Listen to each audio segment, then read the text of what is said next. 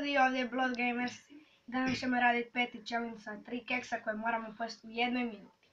Može Domba? Da, 3, 2, sad. Evo, stolica. Da se izoštri. Ajde. A u biti ovdje je 8 sekundi. Ja sam inače iza Dombe. Da, no ok, za mene. A ja sam deklaracijom šao.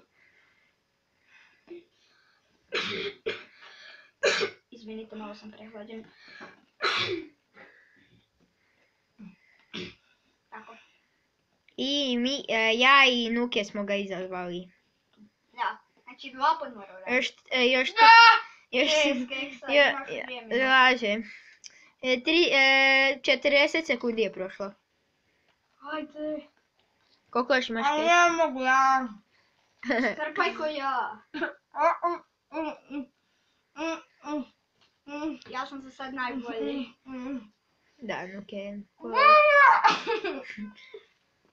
Evo ga, gotovo. Vjero nije uspio ni barem strpat usta.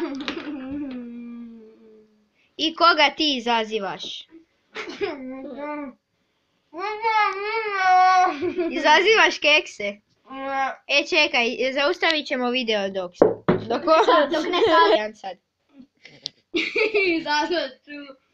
Izazvat ću.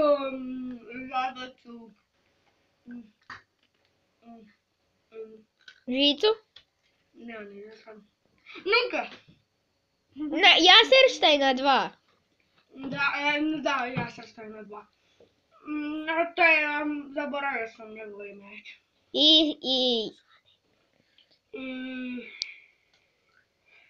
Neki Trinskos HD, nemam pojma ko je to. Nemam pojma, a sam ni toga što ga zadat. Evo Nikolu je sve. Dobro, eto i reci završno. Što? Pozdrav! Pozdrav!